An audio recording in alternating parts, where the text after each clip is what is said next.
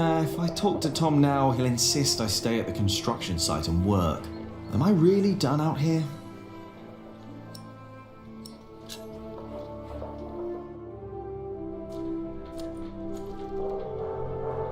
Jack! What? Come here, please. You wanted to finish your call bell and I let you. Sub-Prior and me just told me you disturbed the monks in the scriptorium. Philip told me to practice reading. The Bible, not the kind of book you were looking for. Then you go and waste your time in the cemetery and the market, and in the kitchen, and chatting to the Fullers. I made a balm for them. I wanted to help them. You should have been working instead. Don't you know how close we are to shutting down the construction? If I'd not planned ahead, it would all be over now. But how am I to plan ahead if I can't rely on you, Jack? What? Watch out! Whoa. Are you all right? Yes. Up here! Hey, hurry up, quick!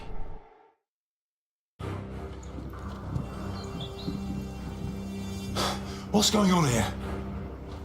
Your son thinks I dropped the stones. You were the one who pulled them up, weren't you? Of course. That is my job. He was probably angry because he might not get paid. Alfred, stop it. What? Peter, what happened? I'm not sure. But there was a monk. He was wearing a black robe. And when he saw me looking at him, he ran away. Maybe it was him. A black robe? Are you saying this was my fault? No. I'm sure I didn't recognize him. He wasn't from here. No. Peter dropped the stone and doesn't want to admit it. I saw a monk in black in the market. Oh, did you? I was there too when you were. Tell us, what did he do when you saw him?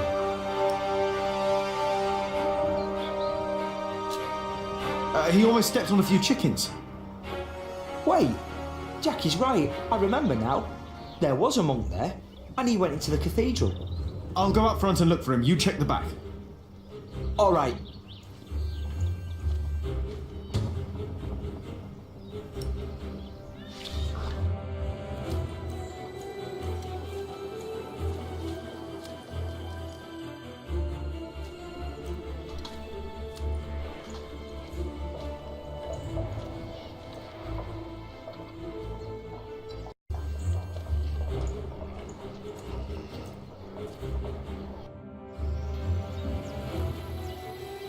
Where did he go?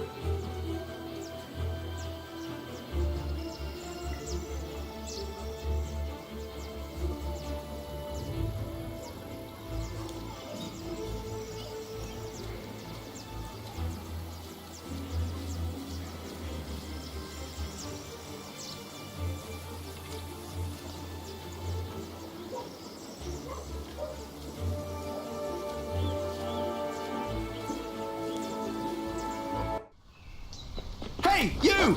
Hey!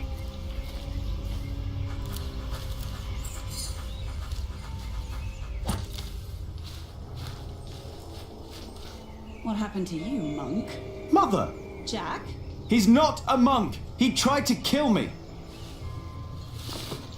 You did what? Please, I know you. You are with them. Did they send you? Please, let me go! What did they send you for? Tom Builder. I was sent here to kill Tom Builder. Tom, What is going on here? take heed. I know you. I know your face. Tell them that you succeeded. Tell them that Tom Builder is dead. But...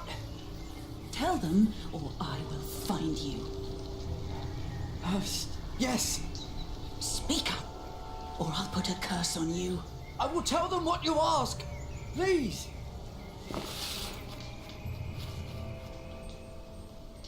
What the hell? What was that? Why did you let him go? He was after Tom. After all these years, it's happening again. What is? Just tell Tom to stay low. If we're lucky, they'll think he's dead. Why don't you tell him? I'm the reason they're trying to kill him. It's my fault. What? We should never have come to Kingsbridge, Jack.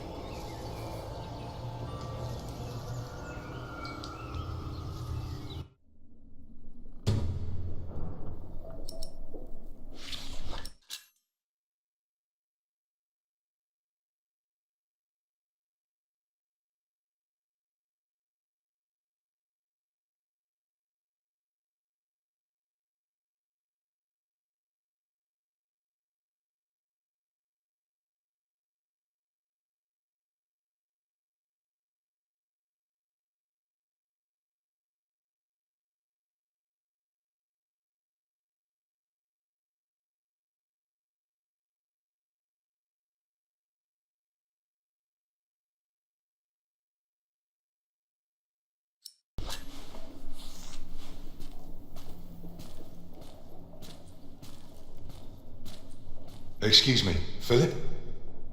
Philip? I'm sorry. Is everything all right? I was just thinking about my brother. What is it? Aliena is ready to go to Shiring with you. Then I must not keep her waiting.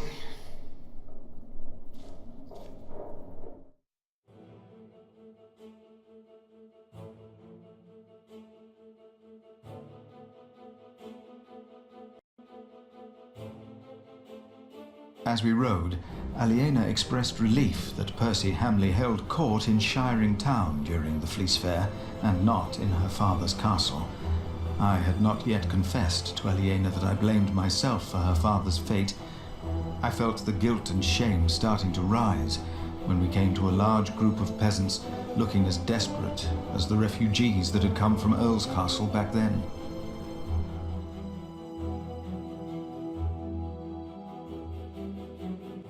Philip stopped to talk to the peasants, and so did I. Of course, he couldn't pass by people in need of help, not even when he was on his way to try and save Kingsbridge from another attack by the Hamleys. Two of the peasants broke into tears and begged for food. Philip was mortified as they grabbed the hem of his robe and pleaded for mercy. They said they were from Wigley. They had illegally erected a mill and hadn't paid taxes to the Earl of Shiring for grinding flour. I bit my lip when they mentioned the title that used to belong to my father. As punishment, the Earl had destroyed their mill. Philip seemed unsure what to say about Percy Hamley's punishment for these peasants. I was less hesitant.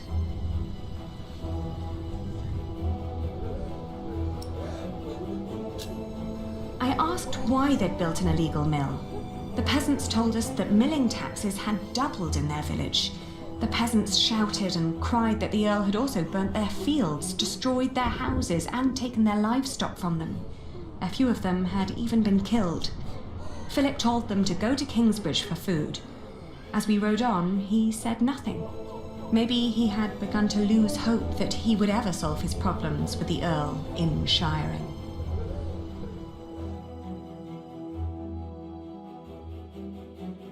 I had never trusted the Hamleys, but it seemed I had grown careless over the years.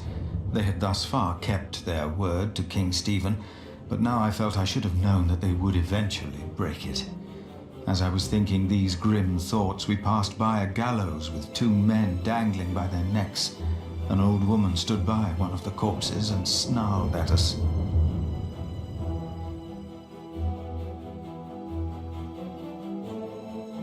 The old woman looked at us like a cornered animal.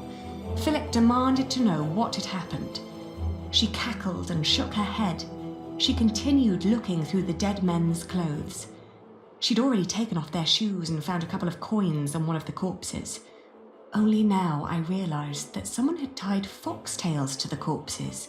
Their hands had been cut off and their faces were burnt.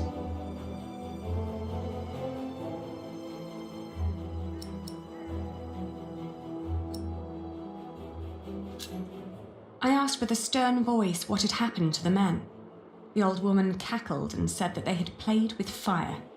When Philip asked that she should, by God, answer my question, she became serious. She told him that these men were poachers caught by the Earl's men hunting in his forests. Philip rode on, and when I caught up with him, I could see that now, more than ever, he was determined to talk to Percy Hamley.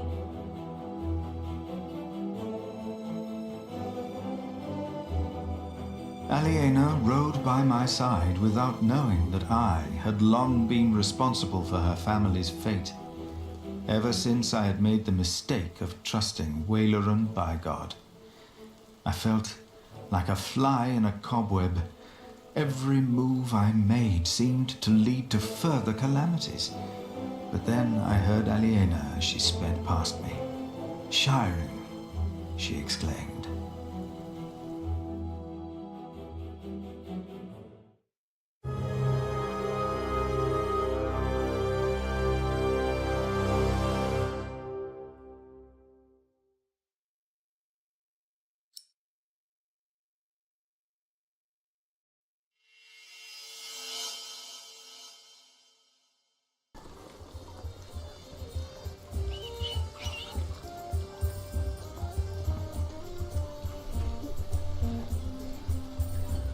This is him.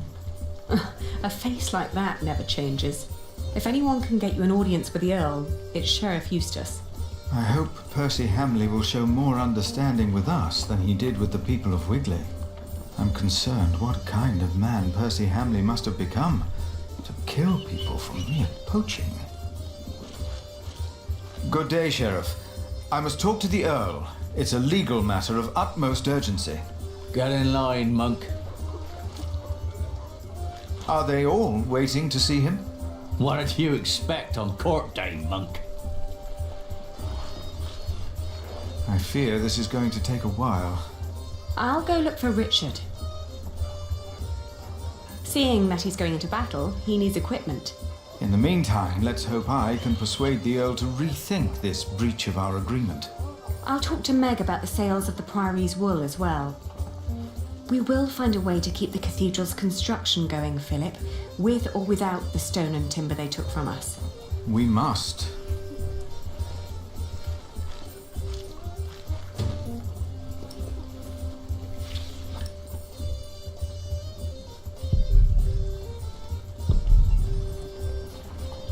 They say that Jack's father was a thief and hanged in Shiring. Repent, for the kingdom of heaven is upon us. The end is upon us, but our Earl will lead us to salvation. Is that so? A hard hand for hard times. It will all make sense, you will see.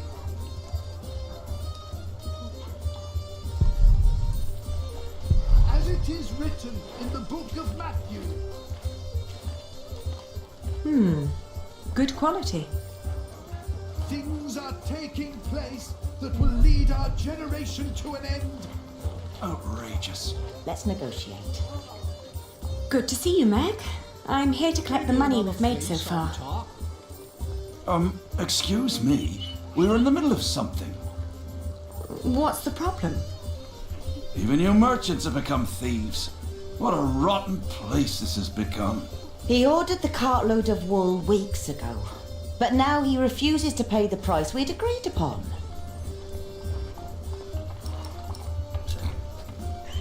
Let's think about why the prices are so high this year. So you can put more money into your pockets? Actually, the Earl has raised all fees. It costs more to pass the gate, to set up shop, to get a license, and to trade. I suppose. But the price is not as was agreed. Did you use a tally to record the price? But, are you with the sheriff? Just who are you, woman? I am the owner of this business. Oh. Here's our half, Aliena. Now, would you kindly hand me your part of the tally?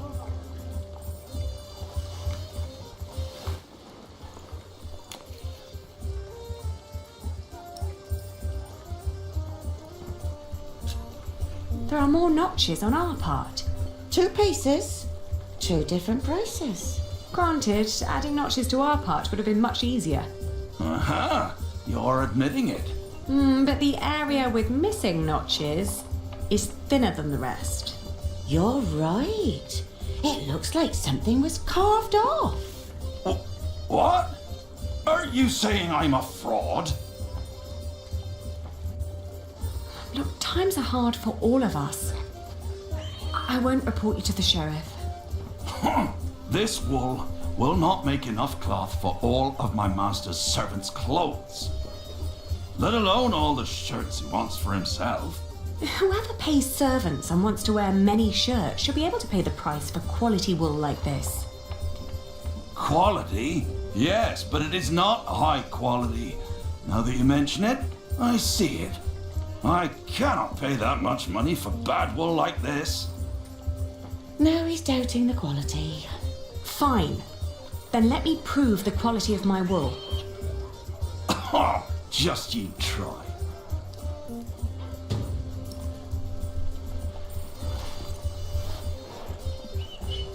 You're trying to rip me off. Let us work. That's not the price we agreed on. It is what we agreed on. Both of us. A pig eat half of my crops. Daylight.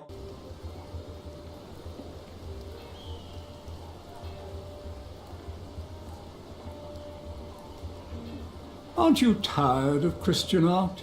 Their sad faces and dull colours are always giving me a foul mood, just like this town. I agree. I'd prefer to see lush paintings of the fine things in life.